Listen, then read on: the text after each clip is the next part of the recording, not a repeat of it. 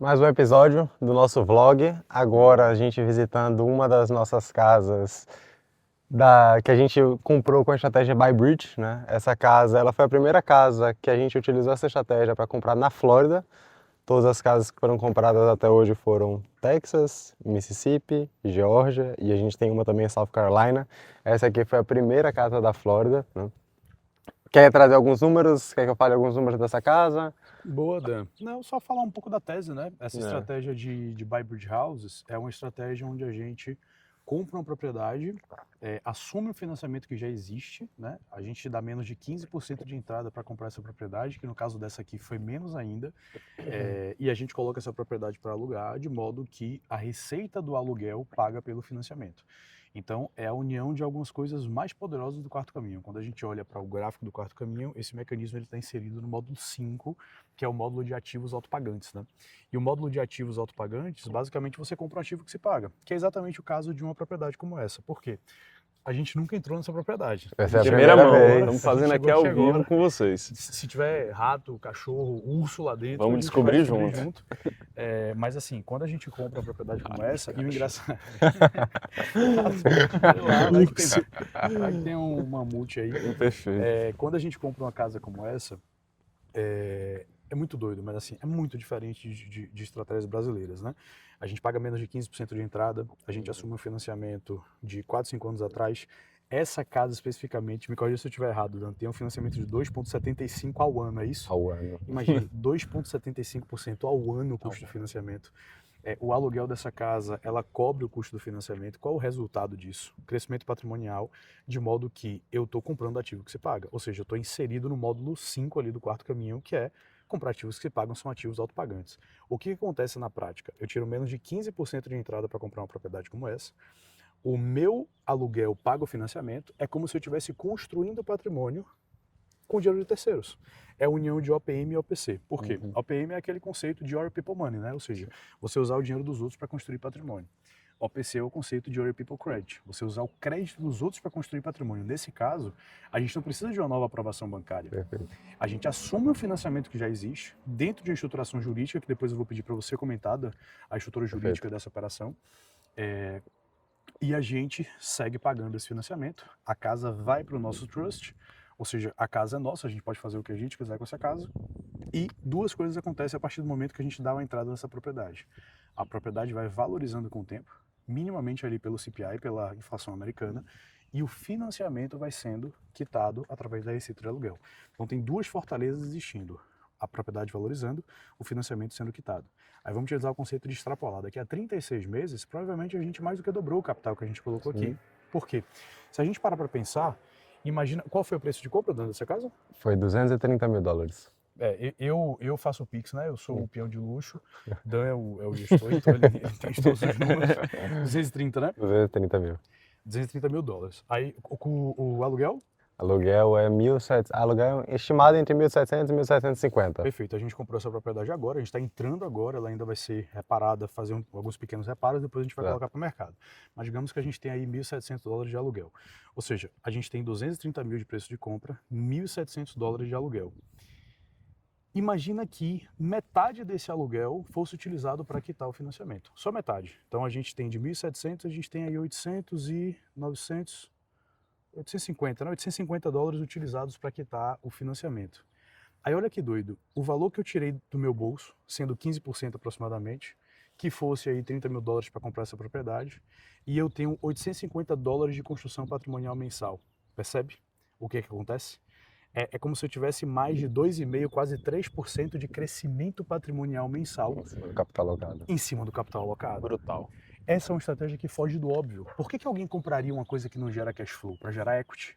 Para gerar equity, né? É o que a gente fala da renda invisível, né? É o que a gente fala da renda É a invisível. visão de balanço patrimonial pessoal. Você não precisa ter visto americano, você não precisa ter Social Security, você não precisa de aprovação bancária, você não precisa de aprovação de crédito, você simplesmente compra uma propriedade e a gente faz um processo de close como esse em menos de 15 dias.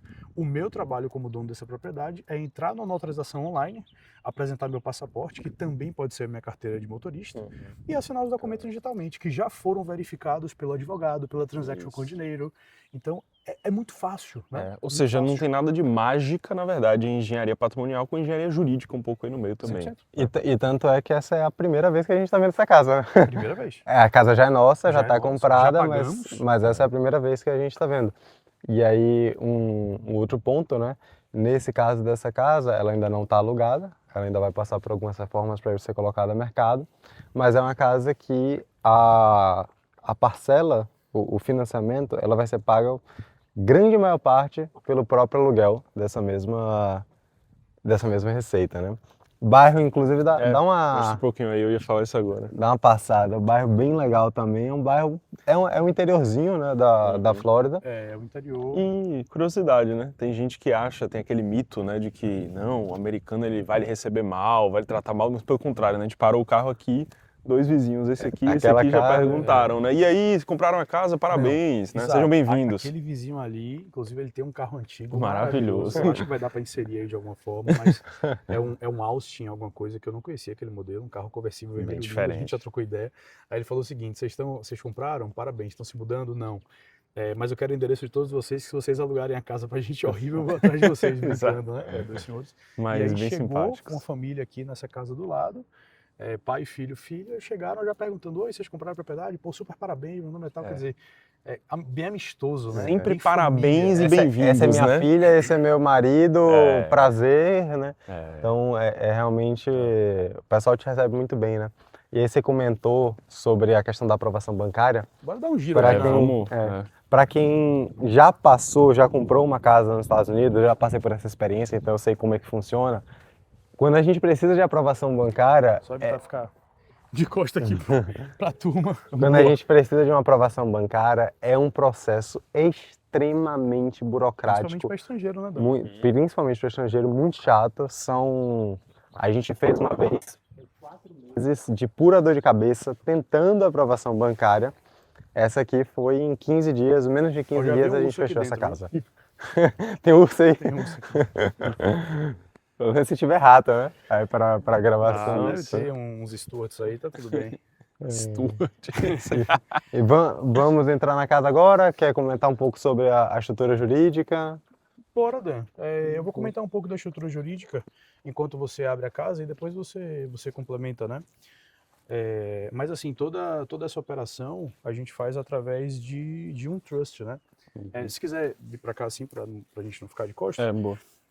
Toda essa operação a gente faz através de um trust. Então, no momento em que a gente compra essa propriedade, por que faz sentido essa estratégia aqui, né?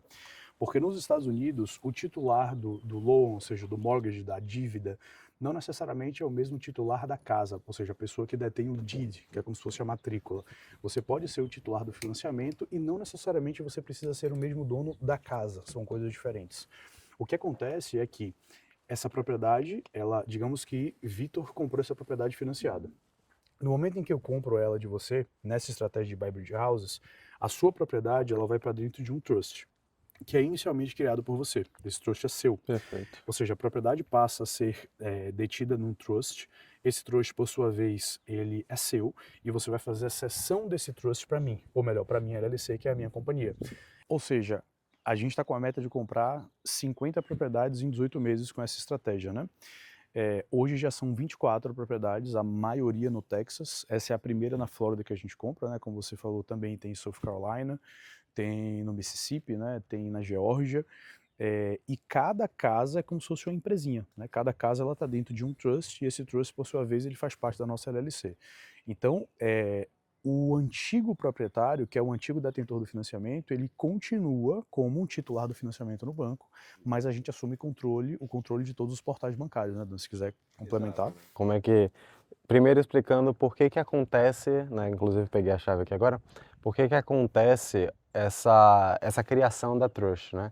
Porque se existir qualquer problema que possa vir a acontecer com essa casa, todas as outras 24 casas elas não são afetadas, porque é como se fossem CNPJs diferentes para cada uma delas, né? Então a LLC é sua holding, consequentemente você tem várias empresas baús. Como é que funciona a estratégia de Buy Bridge na prática? Essa pessoa aqui, ela tinha essa casa, né, que a casa tinha o seu valor de 230, só que ele ainda tinha um financiamento de aproximadamente 200 mil. existe uma conta de bolso, né, que se você quiser vender essa casa a mercado, qualquer casa, da forma tradicional, ou seja, uma pessoa vai lá, pega um financiamento, compra essa casa, ele vai ter pelo menos, o vendedor da casa, 10% de custos. Nesse caso, 23 mil. O que é que a gente faz ao invés de vender a mercado? Isso se ele vendesse pelos 230, porque a gente sabe que quem vai comprar à vista ou quem vai pegar um financiamento vai querer negociar, né? Então o que é que a gente faz? A gente paga o equity da pessoa, então se ela tem 30 mil de equity, a gente vai pagar 30 mil para essa pessoa. Só que o financiamento a gente não precisa, por isso que não precisa de aprovação bancária, porque a gente não passa para pegar um novo financiamento. A gente usa o financiamento que já existia, que nesse caso é extremamente vantajoso, porque a gente pegou um financiamento de 2,75% num cenário que os juros é 6% ao ano. Então, exato. Juro americano. Juros americanos é 6%. Então, já existe uma vantagem muito grande. Não tem por que a gente querer ir pegar um novo financiamento se o cara tem um financiamento magnífico. E na verdade essa é uma característica estrutural dessa estratégia, né? É o que, na verdade, tem que acontecer isso para que tudo funcione bem, né? Porque, tecnicamente falando, quanto maior os juros do seu financiamento, o sistema de amortização dos Estados Unidos é diferente do brasileiro, né? No sistema brasileiro, quando você toma um financiamento, você tem a tabela saque e a tabela price. A tabela price é aquela que se mantém, as parcelas se mantêm constantes, e a tabela saque é aquela que a parcela começa maior, ela vai caindo com o tempo. Nos Estados Unidos, o sistema de amortização é diferente, ou seja, na prática, o que acontece é, quanto maior os juros do financiamento americano, a maior parte daquela parcela que você paga mensalmente é destinada para pagar juros e não para abater o saldo devedor. Ou seja, quanto menor os juros do financiamento americano, menos de uma mesma parcela você destina para pagar juros e mais você amortiza. Qual a consequência disso voltando lá atrás?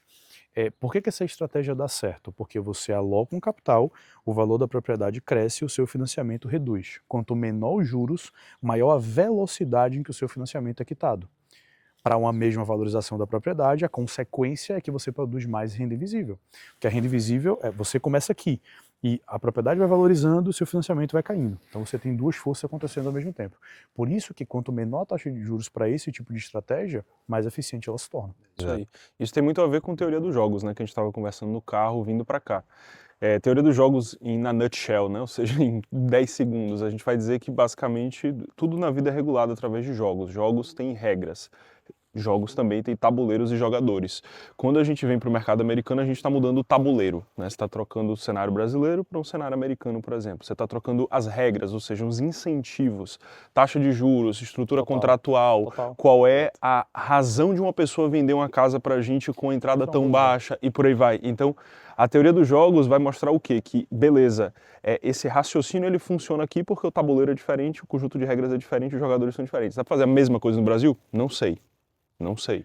Informalmente sim, mas é bem mais inseguro, porque lá é um contrato de gaveta, é gambiarra. Aqui nos Estados Unidos é juridicamente previsto, não sei se previsto, porque também existe nos contratos de financiamento a dual sell clause, né? Que é o direito que o banco tem de basicamente forçar você a quitar uma dívida no momento em que ele entende que o titular do financiamento mudou. Por isso que a gente faz várias camadas de proteção. Por isso que o imóvel vai para uma trust de um antigo proprietário, depois ele cede aquele trust, e aí sim é um contrato que não necessariamente ele é um contrato público, né? Ele é um contrato privado, entretanto notarizado. Então tem o mesmo poder político do que um contrato... Até o seguro da casa, o antigo dono ele também continua como beneficiário do seguro, justamente para não ativar esse alerta para o banco, né? Na prática, a chance de acontecer um dual sell clause, ela é muito pequena, né? Porque isso é ruim pro banco. Exato, Sim. o banco não quer ter o imóvel, o banco odeia fazer leilão, porque o banco não quer o seu ativo imobilizado. Então se você está pagando, crédito, né? exato, se você está pagando tudo bem, para ele tanto faz. E, inclusive já aconteceram casos com outras pessoas que eu conversei, que o banco ativou o Don't Sell Clause, deu uma notificação para a pessoa, ou seja, falou para a pessoa, você vai ter que pagar você vai ter que quitar esse financiamento agora. Ela ligou para o banco, falou, isso aconteceu, troquei a transação, a gente fez isso, só que eu estou pagando normalmente, ok? Ela, não, ok, já era só porque realmente eu precisava saber, eu vi que a casa foi vendida e o financiamento ainda continua em nome do antigo dono. Ok, tá tudo certo, pode continuar normal. Então, às vezes, até se ligar para o banco já resolveu, né? Isso aí. Ou seja, o incentivo é o banco manter do jeito que tá, porque é melhor para todo mundo e tá tudo jóia. Perfeito. O banco ele não quer encerrar um financiamento antes do prazo, né? Isso é ruim para a carteira bancária. Ele perde carteira de crédito, consequentemente ele perde margem. E aí ele ganha um ativo que ele tem que leiloar, que é um trampo gigante. E na prática o que vai acontecer é que, assim, se ele não receber o valor da propriedade, ele vai ter que vender a mercado. Provavelmente ele vai ganhar algum dinheiro fazendo isso aos trancos e barrancos, mas é um risco. Não é a atividade principal do banco. E não é a atividade principal do banco. E segundo, se ele receber aquele dinheiro, na prática ele vai ter mais em depósitos. Ele vai inflar sua carteira de depósitos, vai descer a carteira de crédito, a consequência é que ele vai perder margem. Se ele fizer isso em escala, ele vai comprometer balanço, né? Perfeito. Então não é muito inteligente. Mas assim, mesmo que isso aconteça, né, Dan, hoje existem vários private money lenders que suportam nesse tipo de situação, né? Então não é do tipo de, eu vou comprar, eu vou ter que pagar o financiamento inteiro, vou gastar 2, 3 milhões. Não, tem vários private money lenders que, em caso de necessidade, eles chegam junto e eles te emprestam. Há um juros um pouco mais alto? Sim, mas você também tem a segurança de que você não vai ficar à mercê da boa vontade dos outros, né? No pior dos cenários, que pegue, não é o que acontece. Que pegue um juro de 7, 8% ao ano, comparado com o Brasil e comparado com o mercado daqui, você não vai sair no prejuízo. A gente tem algumas propriedades com juros de uns 6% ao ano que são incrivelmente fenomenais. Exatamente. Uma TIR projetada de mais de 2,5% ao mês, tranquilamente. E aí a quantidade de coisas que você pode fazer, por exemplo, vai que eles cobram, que eles chamam isso, né? Você pode fazer um refinanciamento. Existe uma outra coisa, inclusive, chamada de cross-collateralization, que é, eu tenho essa casa, eu tenho aquela casa do lado. Se aquela casa do lado eu tenho também um valor em equity, ou seja, eu tenho um patrimônio, eu posso juntar as duas casas, somar um valor de mercado maior e fazer um refinanciamento em cima das duas casas. Total. Ou seja, tem muita a ferramenta. quantidade de ferramentas aqui é incrível. E inclusive, essa questão das ferramentas também explica por que existem casas para a gente comprar nessa modalidade, né? Exato. Porque se você parar para pensar, por que diabos alguém vai vender uma casa por menos de 10% ou 15% de entrada?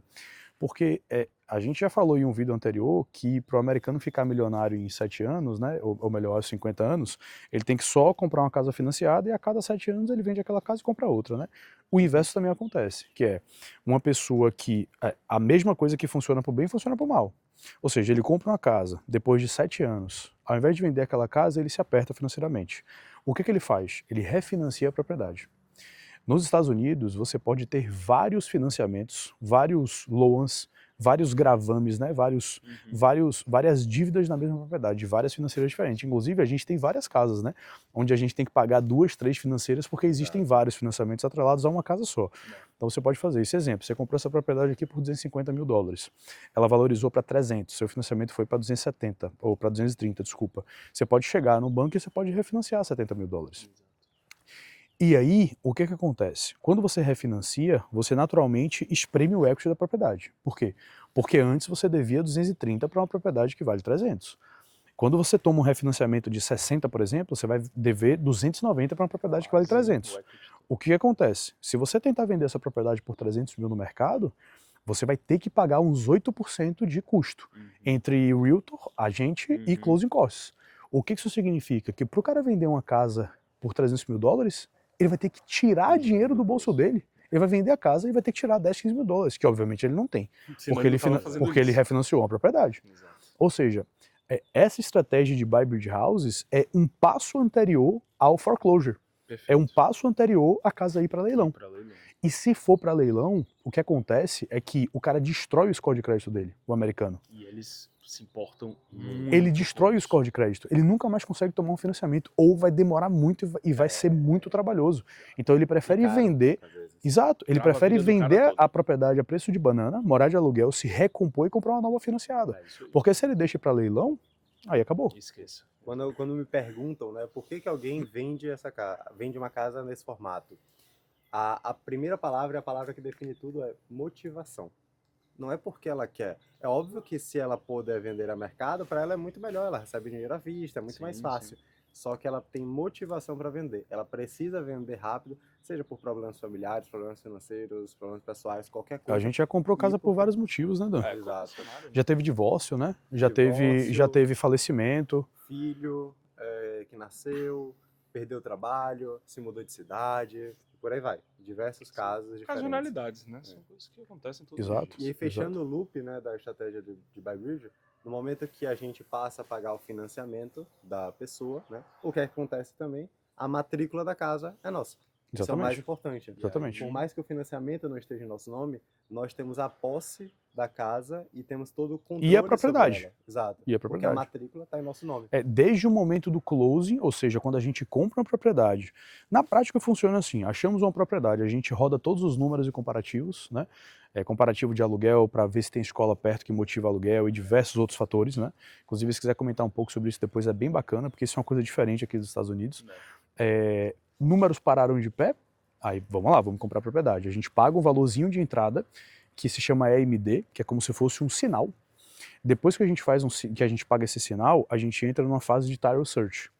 E a gente já encontrou algumas surpresinhas nessa fase, né? A fase de title search é uma title company, ou seja, é como se fosse um cartório, é uma companhia de títulos, mas é como se fosse um cartório brasileiro, mas é um cartório misturado com auditoria, é um negócio um pouco diferente. Enfim, eles vão analisar tudo da propriedade, todos os documentos, ver se tem dívida, puxar a capivara de todo mundo que está associado ali naquele trade. Depois que faz o title search, eles conseguem dizer de fato o que está acontecendo com a parte documental da propriedade. Está livre, não está livre? Tem dívida, não tem dívida? E a partir daí a gente vai para o fechamento. Quando a gente vai para o fechamento, a gente paga o restante, os closing costs, a gente sempre usa um advogado para fazer a estruturação da trust para aquele imóvel específico, e a gente usa também um transaction coordinator para poder gerenciar toda a operação. Então a gente usa uma pessoa especialista no assunto, tá? Eu acompanho especialistas no assunto, um advogado especialista no assunto, além também de Dan, que é especialista no assunto, né? E a gente usa isso para fazer a operação. Aí quando a gente paga essa propriedade, na verdade tem uma etapa anterior. A etapa anterior é a gente analisar todo o pacote documental, aí a gente vai para a notarização. Ou seja, um notário é uma pessoa que tem... É como se fosse o tabelião lá no Brasil. Ele tem fé pública, né? Então a gente vai para uma plataforma online, ele já analisou todos aqueles relatórios, a minha Transaction Coordinator já analisou também todos os relatórios. Eu não leio todos os relatórios, porque são 200 páginas por fechamento. A gente paga alguém para fazer isso, que é muito mais barato, né? Uma pessoa de nossa confiança que faz todas as nossas operações. Vamos para a notarização, mostro meu passaporte, em 5 minutos, clico em assinar todos os campos, documento assinado. Documento assinado vai para o vendedor. Ele assinou, a gente paga o restante. Pagamos o restante, a gente paga para a Title Company. A Title Company ela atua como um escrow agent, ela atua como um intermediário. A gente nunca pode pagar nem para o vendedor, nem para o agente representante do vendedor. Isso cheira mal. Muito. A gente paga para a Title Company. A Title Company ela recebe o valor de entrada, que é o sinal, ela retém esse valor, faz a Title Search e depois ela recebe o valor restante. E nesse momento que ela recebe o valor restante, depois que o cara assinou, ela manda o valor pro cara, manda a matrícula pra gente, cada um vai pro seu lado, todo mundo feliz. Né? E aí depois que a gente pagou o restante, a gente tem o deed da propriedade. Ou seja, a gente tem todas as matrículas no nosso nome. No nome de quem? No nome do trust, específico daquela propriedade. E todos os trusts são propriedade da minha LLC. Que tá em cima, exatamente. Que legal. Que legal. Olha, isso aqui é antigo, viu? Você lembra quando essa casa foi construída, Dan? Eu consigo olhar, mas não tenho... Eu consigo ver aqui.